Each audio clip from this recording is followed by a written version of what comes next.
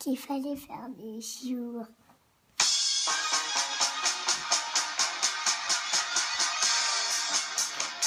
Papa, c'est l'heure des jours. Oh, non. Purim Sameach, nous allons étudier le DAF, même tête dans ma Masechet Baba Batra. Je suis désolé pour ceux qui m'ont demandé un déguisement et qui n'en auront pas. Donc, nous allons étudier le DAF, même tête dans ma Masechet Baba Batra. Nous allons reprendre 2, 4, 6, 8, 10 lignes. À la fin du DAF, même Chet Amoud Bet. Donc, c'est le cas de Tabi et de Papi. On est encore dans tout ce qui est vente plus ou moins contrainte. Donc, la Gemara nous dit Tabi. Talal et Papi à Kinara. Donc ici, Tabi a suspendu son ami sur un arbre qu'on appelle Kinara ici, Vezavin, pour lui faire vendre. Et à ce moment-là, il a vendu. Après cela, Khatam Rabba Bar Bachana. Rabba Bar Bachana a signé sur un document qu'on appelle Moda'a. Donc il a signé Khatam un Moda'a sur un Moda'a, Ve'ashkeleta. Et il a également signé sur le document de Mechira. Donc il a signé sur le document de vente. Et il a signé sur le document de Moda'a qui atteste que la vente a été faussée finalement. Donc finalement, Moda'a, on avait vu ça il y a à peu près une semaine, c'est lorsque la personne qui s'apprête à vendre va prendre deux témoins, et parfois les témoins même de la vente, et leur dire, sachez que la vente qui aura lieu demain est une vente qui est justement forcée. Et donc ici, il a signé à la fois sur Ashkelata sur le document et à la fois sur le Moda'a. Et Ravuna dit, Amar Ravuna, le fait d'avoir signé sur le Moda'a, le document qui conteste finalement la validité de cette vente, c'est une bonne chose. C'est une bonne chose. Et Oman de Khatim, Ashkelata, Shapichatim, et le fait d'avoir également signé sur le document de vente, c'est également une bonne chose. Agma s'étonne, Manafshar, l'Agma dit c'est pas possible, il faut que tu choisisses. Imoda'a, l'Ashkelata, Ve'ashkelata, le Moda'a, soit l'un est bien, soit l'autre est bien, soit c'est le Moda'a, c'est la contestation, et à ce moment-là, il ne fallait pas signer sur l'Ashkelata, et inversement. La dit, Achikama, il a Moda'a, si il n'avait pas eu cette contestation, Man Khatim Ashkelata, Shapir Khatim, le fait d'avoir signé sur un document où la vente a été contrainte n'est pas un problème, parce qu'on voit que parfois, une vente contrainte peut être bonne, comme on a vu dans le DAF précédent. Ravuna l'Etamé d'Amar Ravuna, Ravuna va selon sa logique à lui qui dit que Taliou Vezavin, Zvine, que lorsque quelqu'un est contraint à vendre, la vente est bonne. On a vu que c'était un avis qui n'était pas forcément unanime. En tout cas, l'Agma s'étonne. Elle dit Eni, Veha, Amar, Abnachman, Edim, Shamru, Amana, Ayud, Vareno. Là, on va arriver vraiment dans le DAF d'aujourd'hui. Pourtant, Abnachman a dit des témoins qui, après avoir signé, disent Amana, Ayud, Vareno. Ce que l'on a signé, c'est un shtar Amana. Amana, rappelez-vous, on a vu à plusieurs reprises depuis le début du Havot, c'est un document qui n'a pas de validité, c'est un document de confiance. Amana, Milachon, Emuna, la foi, la confiance que j'ai en quelqu'un. Un document que j'écris vis-à-vis de quelqu'un et qui est basé sur la confiance parce qu'en fait j'écris un faux document pour lui rendre service, mais je ne l'écris à cette personne que si j'ai une entière confiance en lui, parce que sinon ce document peut se retourner contre moi. Donc par exemple, j'écris un document comme quoi je lui dois de l'argent ou comme quoi je lui donnais un de mes terrains pour que lui puisse prouver à quelqu'un qu'il a des biens et ainsi de suite, qu'il est solvable. Donc je lui rends service, mais moi je me mets dans une situation qui est dangereuse. Donc c'est shtaramana. Ici, deux témoins qui ont signé sur un document. On arrive à voir effectivement que ce sont les bons signataires. Et eux viennent dire après, oui, effectivement, nous avons signé. Mais ce n'était pas un vrai shtar, c'est shtaramana, c'était un faux document qui a été fait pour faire plaisir à quelqu'un. Et là, à ce moment-là, on nous dit qu'on ne les croit pas. C'est Ranachman qui nous dit. Enemanim moda'a hayud varenu. De la même manière, s'ils disent moda'a hayud varenu, que finalement, le document sur lequel ils ont écrit, c'était pour une vente qui était contrainte. Et donc, du coup, c'était moda'a. En ne'emanim, on ne les croit pas lorsqu'ils disent que c'était moda'a. Et donc, du coup, la Gemara a un souci avec ce qu'on a vu jusqu'à présent. Ravuna a dit que le fait d'avoir signé sur shtar moda'a, c'était une bonne chose. Et là, on voit que ça ne marche pas. La Gemara va répondre à Nemile. Alpé, la différence c'est qu'une fois c'est à l'oral. Deloati alpé umar al eshtara, que on ne peut pas par la parole contredire ce qu'on a signé à l'écrit. Aval bishtara, mais si c'est à l'écrit, ateshtara, umar al eshtara, un document écrit peut contester finalement un autre document écrit. Alors avant de justement de bien comprendre cette partie-là, on va déjà mieux expliquer, en tout cas selon le Rashbam, cette partie-là des enseignements de Rav Nachman. On a justement Rav Nachman qui a dit deux choses. Ha'edim shamru amana ayud varenu. Ceux qui disent que le document sur lequel ils ont signé c'était un shtar amana, c'était un faux document, on a dit qu'on ne les croit pas. Alors on ne les croit pas ici pour deux raisons.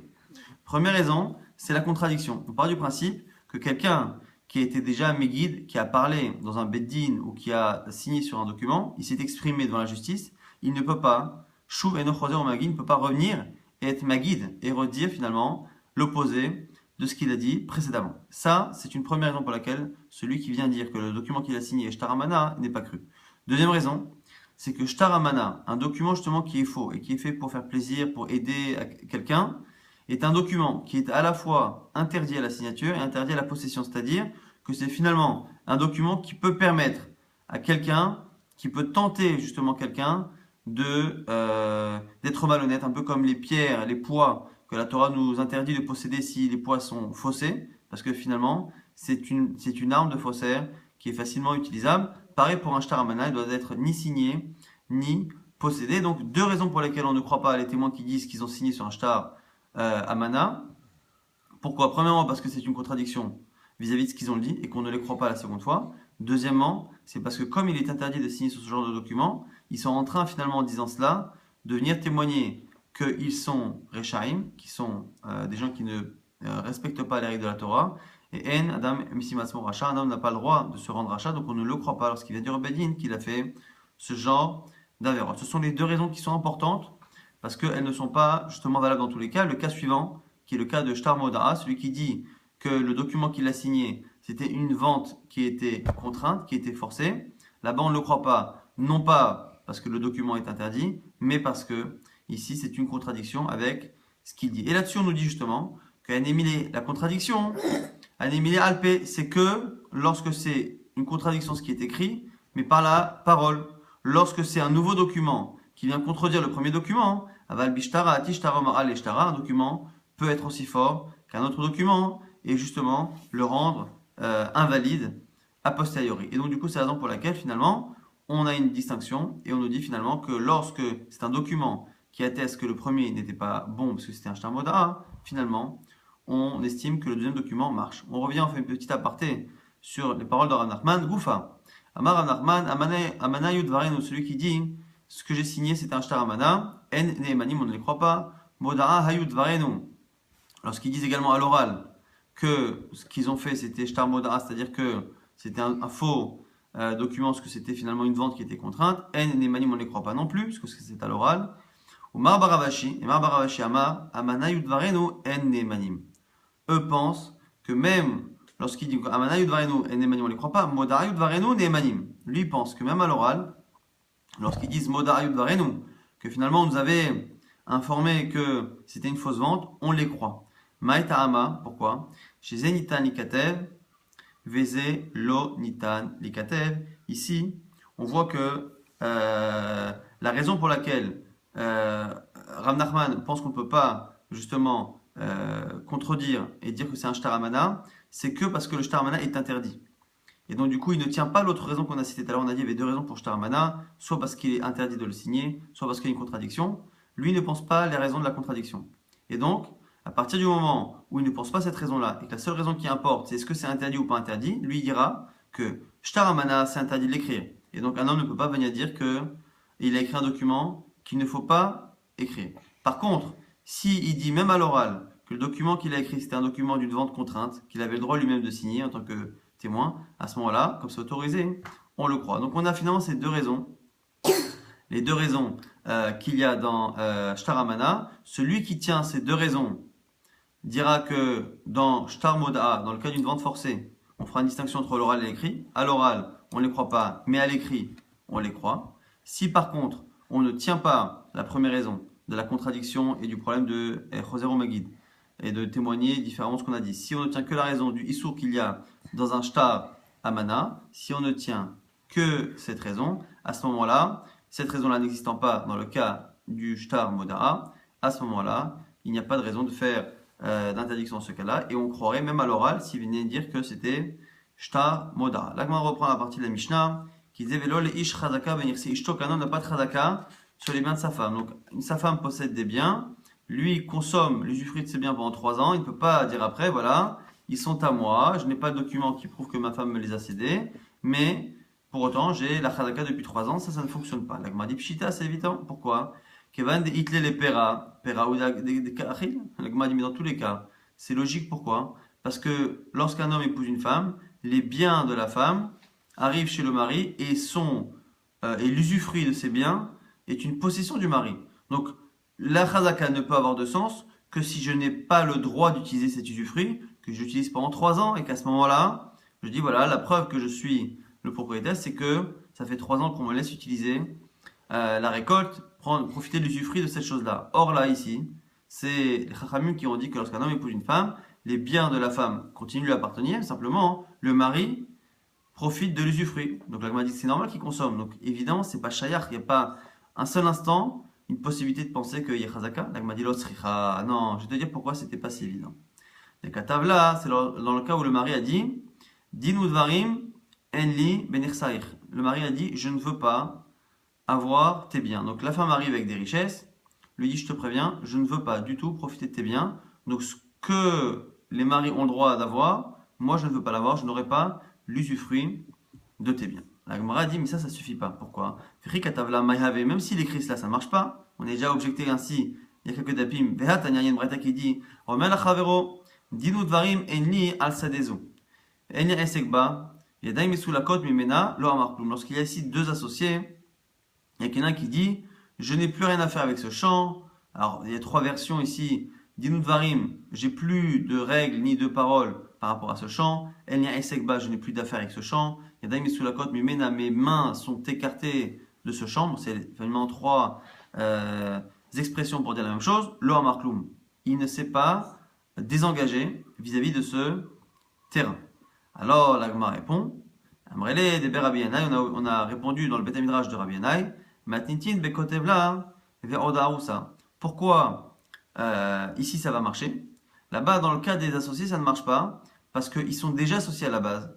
Et comme ils sont associés, la seule manière de se désengager, c'est de vendre ou de céder ses parts. Mais dire je continue d'être propriétaire, mais je n'ai plus à faire, je n'ai plus de droit ou je n'ai plus de devoir, ça ne fonctionne pas.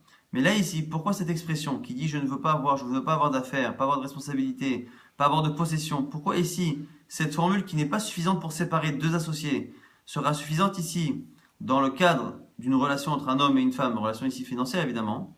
Pourquoi? C'est parce que ici, il écrit cette chose-là avant même qu'il soit marié.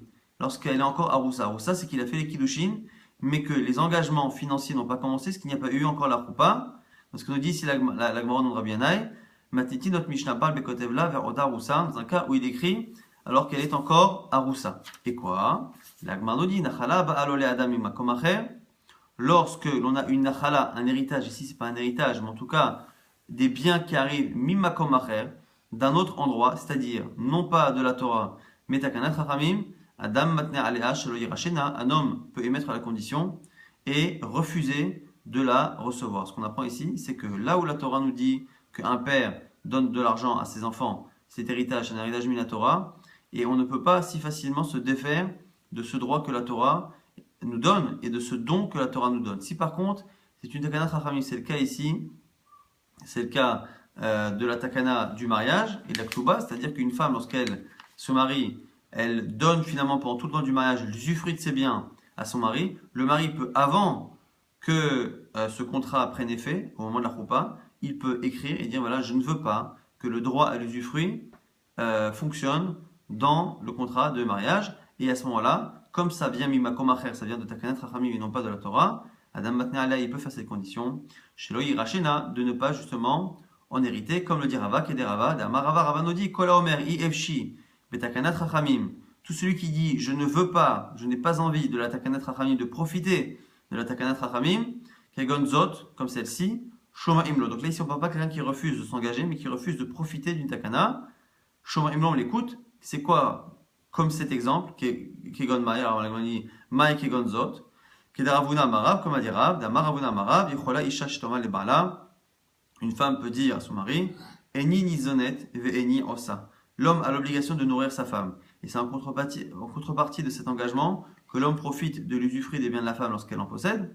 Et du coup, la femme peut dire dès le départ, Eni Nizonet, je ne suis pas nourri par toi, Ve'eni Osa, et je ne te fais pas gagner d'argent, c'est-à-dire que ni mes biens te rapporteront, ni même mon travail te rapportera, parce qu'on sait qu'une femme aussi qui travaille, son salaire va à son mari dans le cas, encore une fois, où elle est sous la charge justement à la charge de son mari. Et donc du coup, la femme peut se défaire de cet akana harami qui est au départ fait pour elle. Elle peut dire, Eni honnête, je ne veux pas en profiter et je ne veux pas non plus m'engager. Ve Eni, ça. Et du coup, c'est ce qu'on nous dit ici. C'est la raison pour laquelle dans le cas de la Mishnah, quand on nous dit ici que le mari n'a pas de chazaka, c'est dans un cas où évidemment, si c'est un contrat normal et donc il profite de l'usufruit, c'est évident. Mais même lorsqu'il ne profite pas de l'usufruit des biens de sa femme, et parce qu'ils se sont séparés dès le départ, lui il a dit je ne veux pas profiter de tes biens, ou elle a dit il n'y aura pas justement de relation ici financière de ce type entre nous, même dans ce cas-là, on aurait pu penser que le fait qu'il profite de l'usufruit pendant 3 ans serait une preuve qu'il est propriétaire. La Gemara dit non. Pourquoi? Parce qu'encore une fois, on a l'habitude d'être mochel l'un envers l'autre, et il est possible qu'elle lui ait donné 3 ans de récolte, sans pour autant que ce soit une preuve qu'il l'a acheté. Maintenant, la Gemara va justement nous rapporter la Mishnah, qui parle encore toujours de la partie où le mari, justement, on ne peut pas avoir chazaka. La Gemara nous dit, Hareaya yesh, on fait une déduction. Si dans la Mishnah on a dit que le mari n'a pas de chazaka, c'est-à-dire qu'il ne peut pas justifier sa propriété par les 3 ans de profit, c'est-à-dire qu'il n'a pas de chazaka, mais il a ce qu'on appelle re'aya. Re'aya, c'est le fait d'apporter une preuve que j'ai acheté le bien de ma femme. Alors, comme il y a marqué qu'il n'y a pas de chazaka, c'est qu'il y a re'aya. Elle va dire re'aya yesh, et la Gemara c'est top. Théma, pourquoi? On devrait craindre que nachat roach asiti le ba'ali, on devrait normalement craindre qu'une femme qui vende son terrain pendant qu'elle est mariée ne l'ait pas fait réellement de bon cœur, mais qu'elle ait simplement voulu faire plaisir à son mari. Nachat roach asiti le ba'ali. Pourquoi? Alors d'où cette logique existe? À cause d'une Mishnah. Milotnan, c'est une Mishnah qui dit Lakar minaish vechazav elkar minaisha. Un homme qui vient acheter un bien. Maintenant, le bien n'appartient pas au mari. Il a affaire au mari. Et il achète au mari le bien que le mari utilise, mais qui n'est pas réellement dans sa propriété. Alors, justement, la Gemara nous dit quoi? La Gemara nous dit la Mishnah nous dit là-bas, microbatel. La vente n'est pas bonne. La vente est annulée parce que ça ne fonctionne pas. Mais même si finalement la carte minaïcha, donc il a d'abord acheté au mari. Après, bon, comme il savait que c'était pas très bien, il est parti voir la femme, il a dit bon, maintenant je vais te payer. Combien vaut ton terrain? Et je te paye. Et il a racheté à la femme et la femme était d'accord. On nous dit que microbatel. La vente n'est pas bonne. Quelle est la seule raison que l'on peut trouver? La Gemara propose. Alma amara nachat roach asitile ba'ali. Forcément, pourquoi la vente n'est pas bonne après? C'est parce qu'on estime que même une fois que la femme a vendu, elle ne l'a fait que pour faire plaisir à son mari, pour ne pas contredire son mari, pour ne pas le fâcher. Et du coup, elle n'a pas réellement de volonté. Alors, je m'arrête tout de suite ici pour poser une question que le Rajba va poser, que tout le monde se pose. C'est qu'on a vu jusqu'à présent qu'on pouvait suspendre par les pieds quelqu'un et que la vente était bonne. Enfin, on pouvait, c'est pas bien de le faire, mais si on le faisait, la vente était bonne. Et là, ici, on a l'air de chipoter parce que la femme ne vend que parce qu'elle veut faire plaisir à son mari. Ça ne dérange pas que la personne soit dans un cas de honnête total, danger de mort. On a dit dans le cas où elle est contrainte par les finances. Et là, ici, le fait d'être contrainte par le plaisir de son mari, ça ne suffit pas. Alors ici, il y a plusieurs commentaires. Il y en a qui disent que c'est parce que c'est dans un cas où elle n'a pas reçu d'argent. Elle n'a pas reçu d'argent. Et comme elle n'a pas reçu d'argent, on ne peut pas dire que c'est Aliou Vezavin, que ça a été vendu. Mais que si par contre c'est contraint et vendu avec de l'argent, dans ces cas-là, effectivement, on dira que la vente est bonne. Mais il y en a qui disent, donc, comme le Rajbam, qu'il y a une différence. C'est que finalement, lorsque la personne est contrainte, mais très forte, c'est-à-dire qu'il y a vraiment une menace de mort, finalement la volonté de la personne pour survivre, ça me paraît bizarre, mais la volonté de vendre est plus forte que lorsque la femme ici le fait pour son mari. C'est pas que elle est contrainte, c'est qu'on a peur finalement qu'elle ne pense pas réellement à vendre, qu'elle fasse ça pour faire plaisir à son mari, mais que dans sa tête elle n'ait pas eu l'idée réellement de céder le terrain, alors que lorsque la personne a peur de mourir, elle le fait pour de bon. Donc la Gemara pose la question, puisqu'on va là-bas de cette Mishnah, qu'une femme a priori lorsqu'elle fait plaisir à son mari ça ne fonctionne pas, pourquoi ne dirait-on pas la même chose à Hanami? Teima, nachat roach asitile ba'ali. Là ici, quand un homme sort un document comme quoi pendant son mariage sa femme a vendu le terrain, on devrait dire dans ces cas-là que la vente n'est pas bonne. La Gemara dit Aït Marala, si on a dit Amaraba Baravuna, Rabba dit au nom de Ravuna, Lo nisrecha et la Otan Shalosh Shadot.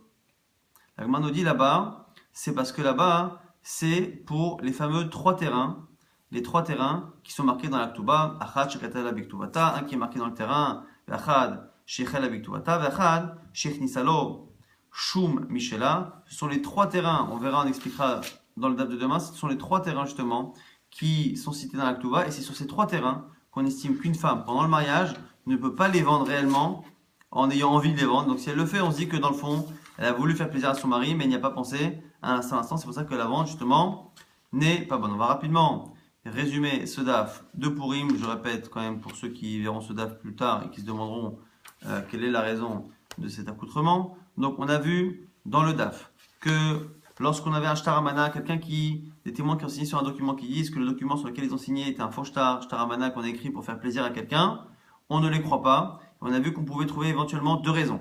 Soit parce que c'est une contradiction avec ce qu'ils ont écrit, soit parce que c'est un document qu'il est interdit normalement de signer et d'écrire, et donc c'est la raison pour laquelle on ne croit pas quelqu'un qui vient dire qu'il est rachat. Par contre, dans le cas où la personne vient dire que le document sur lequel ils ont signé c'était un document d'une vente qui était contrainte, là, à ce moment-là, on nous dit que s'ils viennent se contredire et le dire maintenant à l'oral alors qu'ils ont écrit, ça ne fonctionne pas. S'ils viennent à l'écrit écrire que le document qu'ils avaient signé était faux, ça fonctionne parce que l'écrit est aussi fort que l'écrit. Et on a un avis qui est Marvaravashi qui pense que même s'ils viennent le dire à l'oral, cela fonctionne, ce qui n'a aucun problème ici avec la contradiction, puisque c'est une contradiction qui vient expliquer que ce qu'ils ont signé finalement n'était pas vrai. C'est pour ça qu'il n'y a pas ce souci. Et on a vu justement qu'un homme n'a pas de tzedaka dans les biens de sa femme. S'il profite de l'usufruit des biens de sa femme, il ne peut pas justifier en disant que du coup il en est propriétaire, qu'il y a un contrat de mariage classique, c'est-à-dire qu'il a le droit d'en profiter, ou même s'il n'a pas de contrat classique, et donc normalement il n'a pas le droit d'utiliser l'usufruit de sa femme, s'il le fait pendant 3 ans, on part du principe que c'est sa femme qui lui a pardonné, qui lui a laissé, et non pas une preuve qu'il a acheté. Mais par contre, s'il a une preuve avec un document, cela fonctionne. Et justement, on s'était demandé comment c'est possible. Alors, parfois, on dit qu'une femme qui vend pendant le mariage, on part du principe qu'elle ne le fait que pour faire plaisir à son mari, mais qu'elle n'a pas réellement envie. On a dit là-bas, c'est que pour les 3 documents qui sont au Saktouba, qui sont nécessaires justement à Saktouba. Mais dans les autres documents, on estime que la vente, justement, est bonne. Donc, un homme peut acheter et montrer un document qui atteste qu'il a acheté le bien de sa femme, mais par contre, il ne peut pas justement justifier l'appartenance du terrain en prouvant, parce qu'il a fait 3 ans de Tzedaka, qu'il est le propriétaire du terrain Purim Sameach.